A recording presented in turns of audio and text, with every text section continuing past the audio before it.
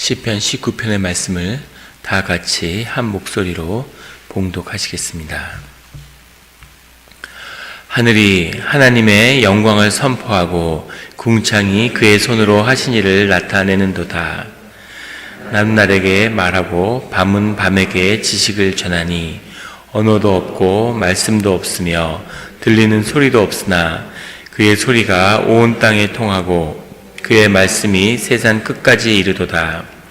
하나님이 해를 위하여 하늘에 장막을 베푸셨도다. 해는 그의 신방에서 나오는 신랑 같고 그의 길을 달리기 기뻐하는 장사 같아서 하늘이 끝에서 나와서 하늘 저 끝까지 운행하며 그의 열기에서 피할 자가 없도다.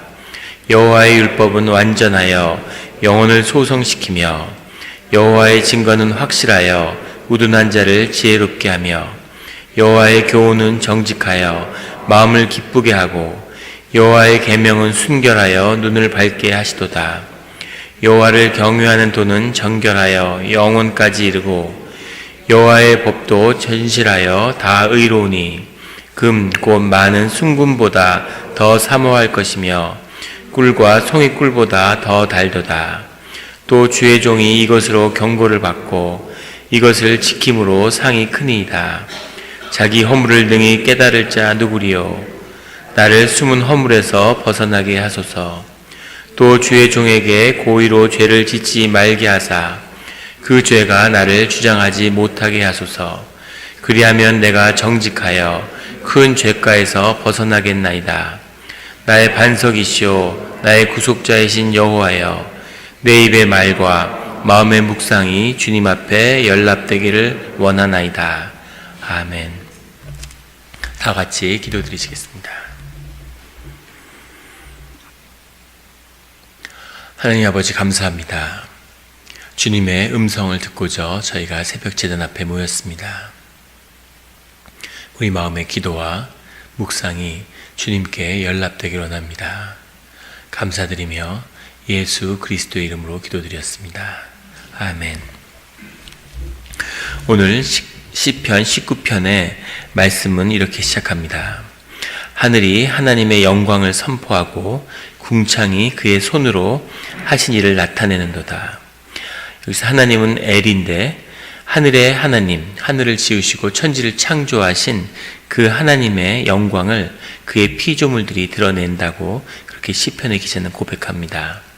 하늘, 궁창, 같은 말일 수도 있고 하늘이라는 것이 우리 천지 만물을 덮고 있는 그런 하늘이라면 궁창은 세상의 모든 피조물이 만들어지기 전에 세상을 채웠던 그런 하늘의 천지 창조 이전의 세상의 만물의 근원, 그렇게도 이야기할 수 있겠죠. 그 모든 것이 세상의 피조물로 드러나던 드러나지 않던 그 모든 것이 하나님의 영광을, 하나님의 하시는 그 큰 일을 선포하고 드러내고 있다고 그렇게 시편의 기자는 고백합니다.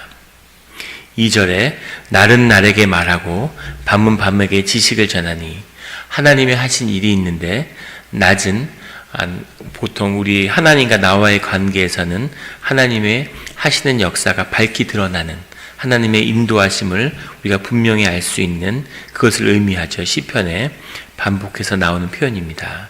밤은 주님이 드러나지 않고 주님이 말씀하지 않는 그런 때로 주님을 따라가는 자들에게는 그렇게 느껴지는 그런 시간이죠. 그런데 낮에도 밤에도 하나님의 역사하심과 하나님의 계시와 말씀이 계속 함께하고 있다. 이렇게 시편의 기자는 고백하고 있습니다. 하나님의 말씀이 분명히 드러날 때도 하나님의 뜻이 행해지고 있고 증거되고 있고, 또 하나님의 말씀이 들리지 않고 침묵하는 밤과 같은 때라 할지라도 하나님의 말씀과 또 하나님의 계시가 함께하고 있다고 하는 것이죠. 설령 밤의 길을 걷고 있더라도, 사망의 음침한 골짜기를 지나고 있더라도 늘 주님의 말씀이 함께하는 성도님들이 되시기를 예수 그리스도의 이름으로 축원합니다. 3절에 언어도 없고 말씀도 없으며 들리는 소리도 없으나, 세상에 아무 소리가 없고 조용하고 하나님의 말씀의 계시와 그의 언어, 하나님을 증거하는 하나님의 지식이 없는 그때라 할지라도 4절에 그의 소리가 온 땅에 통하고, 언어와 말씀이라고 하는 그 소리에 담기는 그 뜻이 없다 할지라도 그 소리가 온 땅에 통한다는 거죠. 이 소리는 영으로 바꿔도 좋을 듯합니다. 그의 영이 세상 가운데 역사하고 있다는 거죠. 소리의 비밀이 크죠. 우리가 하나님께 예배드린다고 하는 것의 중심에는 주님을 향한 찬송이 있습니다. 주님이 늘 새 노래로 주님을 찬양하라고 우리에게 말씀하시는 거죠. 주님을 만나고 주님을 높이고 주님께 예배드리는 그 중심에 찬송이 있는데, 그 찬양 가운데 이 소리가 가지는 의미가 큰 것입니다. 이 소리가 곧 영이죠. 파동이죠. 세상의 모든 만물, 모든 피조물은 다 에너지가 뭉쳐 있는 거죠. 모든 것은 다 에너지의 파동입니다. 파동이라는 것이 곧 소리라는 뜻이죠. 그 주님의 소리를 얻는 것, 주님의 음성을 얻는 것, 그것이 영의 비밀이고 존재의 비밀이죠. 주님의 영이, 주님의 소리가 온 땅에 통하고 있다는 겁니다. 그의 말씀이 세상 끝까지 이르도다. 하나님이 해를 위하여 하늘에 장막을 베푸셨도다. 해가 역사할 수 있는 그것을 위해 하늘의 장막을 여신 분도 주님이라는 거죠.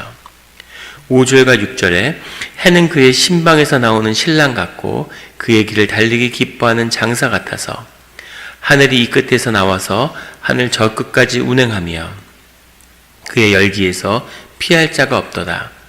그 당시에 근동 아시아 지역에서는 해라고 하는 것이 이집트에서도 바벨론에서도 다 신으로 숭배했습니다.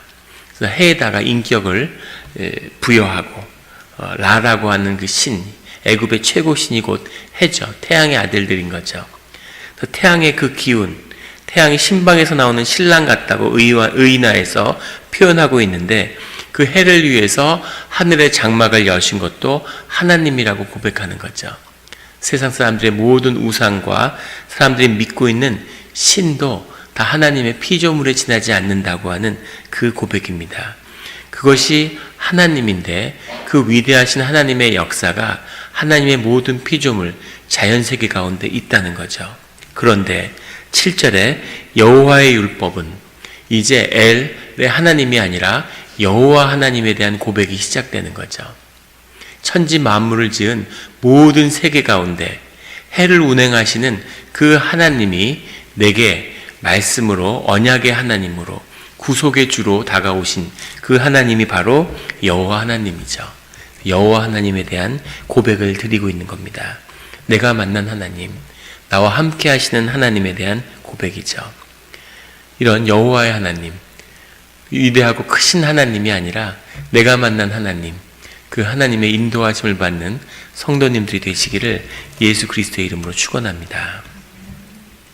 여호와의 율법은 완전하여 영혼을 소성시키며, 율법이라는 말의 원문은 토라인데 주님의 말씀이죠. 여호와의 말씀은 완전하여, 성경에 자주 나오는 완전하다는 것, 온전하다고 번역을 하는 게 더 맞을 것 같은데 탐임이라는 말입니다. 온전함, 주님의 역사의 본질적인 속성이죠. 온전함을 이루었다는 거죠. 인간도 주님의 형상에 따라 만들어졌기 때문에 주님이 그 품성들이 인간 가운데 나타나죠. 인간도 사랑을 하고, 인간도 권위가 있고, 인간도 존귀함을 좋아하고, 그 추구하고, 그런 것들이 인간에게 있는데, 인간의 문제는 이 온전함이 없다는 겁니다. 이것이 깨져 있는 거죠. 이것을 이루어가는 것이 성화의 길이고 신앙의 길이죠. 그래서 하나님의 사랑을 받으면 그 생명이 소성하는 겁니다. 일어나는 거죠. 회복되는 거죠. 그런데 인간의 사랑을 받으면 거기에 묶이는 겁니다. 그리고 더 목마르게 되고 바닷물을 마신 것처럼. 부모의 사랑을 못 받고 자란 사람들은 자신감이 없고 열등감이 심하고 자존감이 낮죠. 자존감이 낮으면 자신감이 없고 쉽게 상처받고 방어적이 되고, 이런 삶에 많은 문제가 나타난다고 합니다. 그런데 안타까운 건 부모의 사랑을 많이 받고 자라면 그런 문제가 없느냐. 그런데 부모의 사랑을 많이 받으면 무책임한 사람이 될 수 있다는 거예요. 자기 일에 책임지려고 하지 않고 더 사랑을 추구하고 나르시스트가 돼서 자기 중심적으로 살게 되고 남의 에너지를 강탈하거나 다른 사람들을 힘들게 하는 그런 사람이 될 수 있다는 거죠. 이것이 인간의 사랑의 문제입니다. 못 받아도 문제고 받아도 문제인 거죠.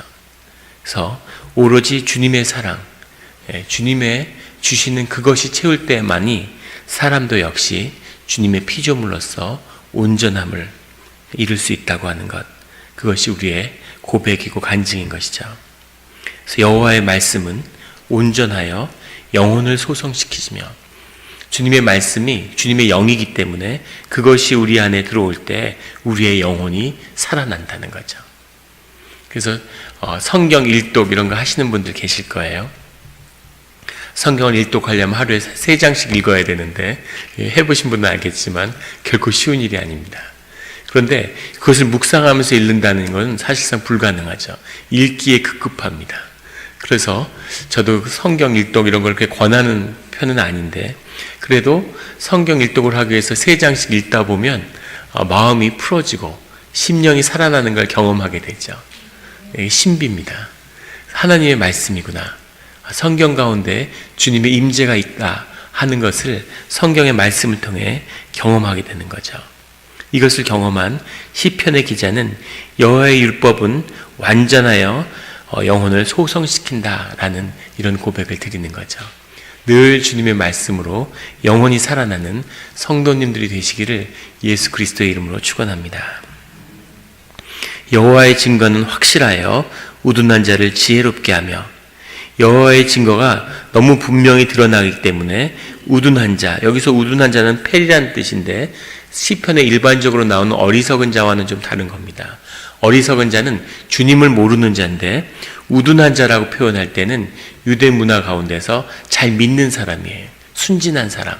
이런 사람을 우둔한 자, 폐리라고 얘기하는데 이 우둔한 자에게 증거가 분명히 드러나기 때문에 그것을 쉽게 분명히 믿게 된다는 거죠. 그래서 지혜롭게 된다는 겁니다. 우둔한 자를, 순진한 자를 지혜롭게 만들며 8절에 여호와의 교훈은 정직하여 마음을 기쁘게 하고 여호와의 교훈은 순전하고 분명히 드러나는 것이기 때문에 이 정직이라는 것은 언약의 언어죠. 주님이 우리를 구속하시는 그 뜻이 분명하기 때문에 우리의 마음을 기쁘게 한다는 겁니다. 주님이 우리와 함께 하심이 드러나기 때문에 주님의 교훈을 들을 때마다 마음이 기쁘다는 거죠. 주님이 우리와 함께 하기 때문에 주님이 우리에게 주시는 교훈, 그것이 질책이라도 그것을 우리가 기쁘게 받는 거죠. 부모가 자식을 사랑하니까 자식에게 주는 그 사랑이 분명하게 느껴지면 어떤 교훈을 줘도 자식이 그걸 기쁘게 받죠. 근데 심지어 부모라도 그런 사랑이 느껴지지 않으면 다 잔소리고 짜증이 나는 거죠. 옆집 아저씨가 지나가다가 교훈을 하면 어떻게 되겠습니까? 10대라고 그러면 욕을 할지도 모르겠죠.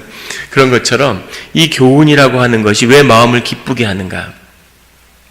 그것은 주님의 사랑이 우리와 함께하고 주님의 구속과 은혜가 우리와 함께하기 때문이죠. 여호와의 계명은 순결하여 눈을 밝게 하시도다. 눈을 밝게 한다는 게 무슨 말이냐면 순결하다는 것은 바라라는 말인데 빛이 난다는 뜻입니다. 그 계명이 너무 분명하게 드러나기 때문에 그것을 알 수밖에 없다는 거죠. 눈을 밝게 한다는 건 알아챈다는 거죠. 여호와가 우리에게 주시는 그 명령이 너무나 분명하게 빛이 나는 것처럼 밝게 드러나기 때문에 그것을 눈으로 발견하지 않을 수 없다는 거죠. 이것이 주님 우리에게 주시는 분명한 말씀이라는 겁니다.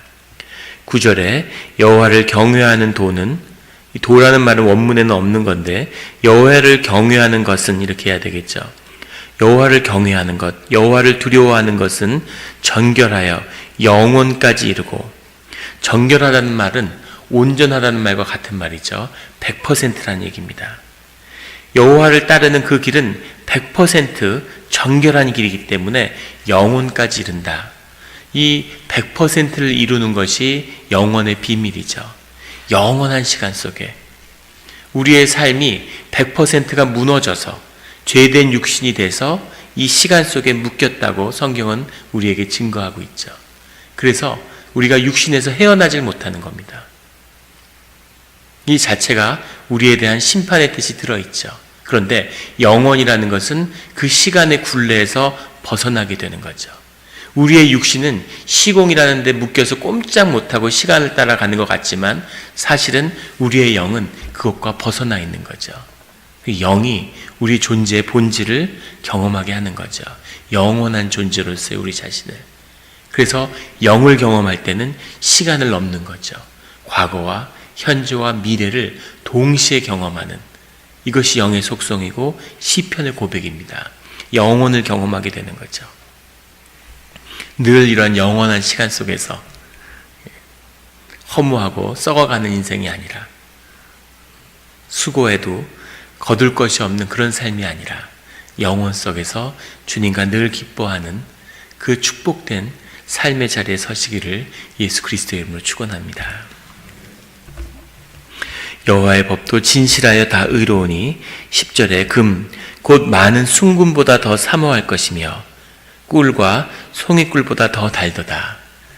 주님의 말씀을 이렇게 깊이 경험한 자들은 그 말씀을 경험하는 것이 꿀과 송이꿀보다 더 달고 금보다 더 사모하게 된다는 거죠.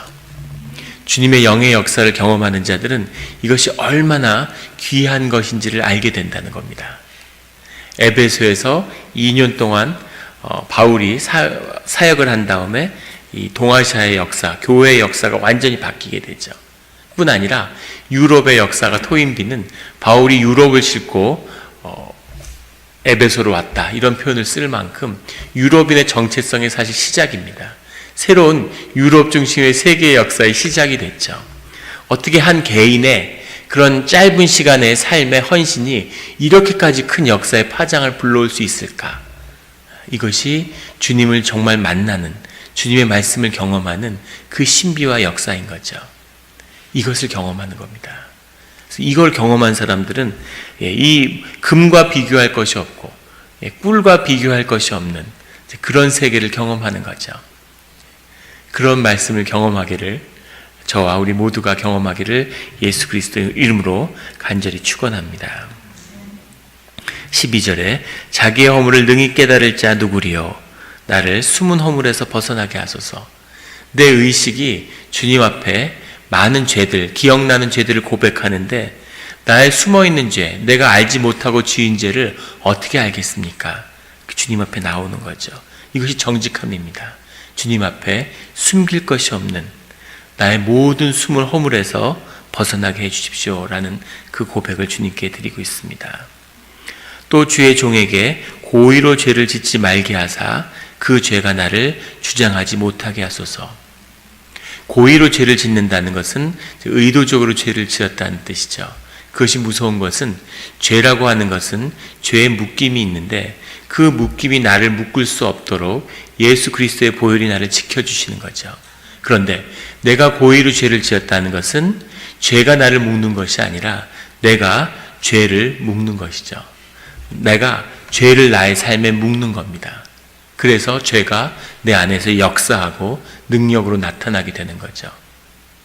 그렇게 죄가 나를 주장하는 그런 일을 못하게 해달라고 하는 간절한 고백입니다. 여호수아가 주님 앞에 섰는데 그의 옷이 남노한 거죠. 구원을 받지 못한 것도 아니고 하나님의 사람이 아닌 것도 아닙니다.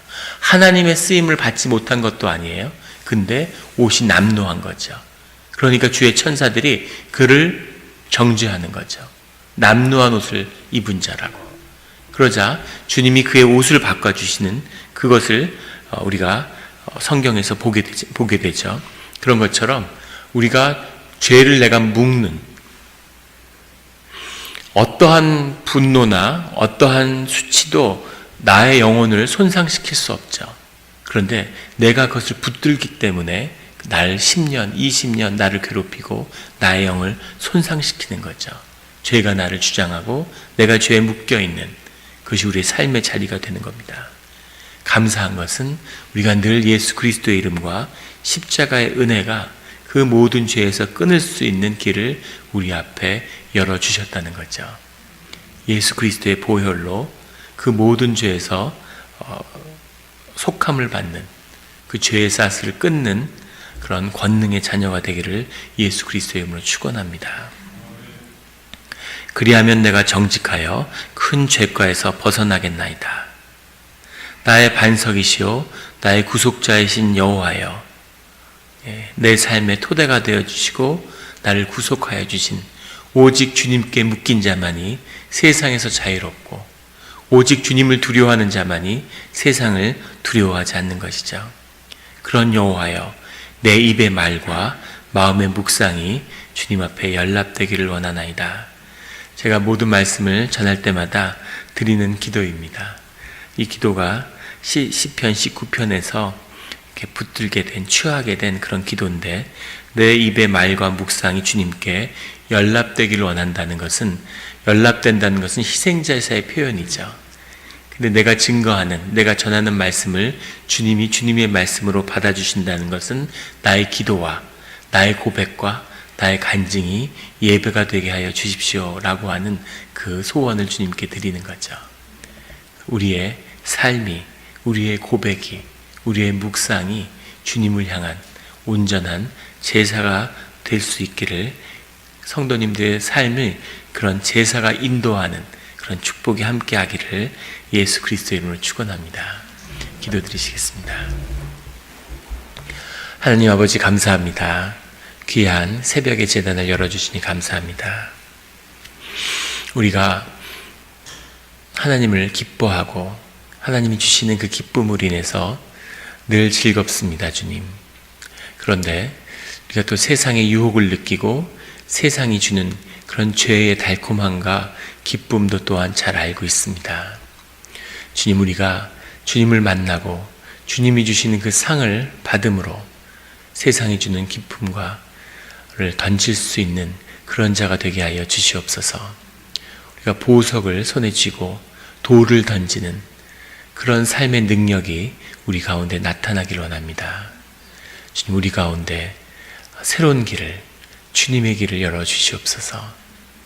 공동체를 이루며 마음이 허물어지고 세상에 속아서 경쟁하고 남을 누르고 모든 것을 누르고 났을 때에는 패배자가 되는, 삶을 잃어버리는 이 어리석은 삶의 수레를 이제 멈추게 하여 주시고, 서로 협력하고 서로 연합하는 영이 하나 되는 것이 삶의 비밀이며 영생의 길임을 우리가 십자가 앞에 깨달는 그런 삶의 길로 인도하여 주시옵소서.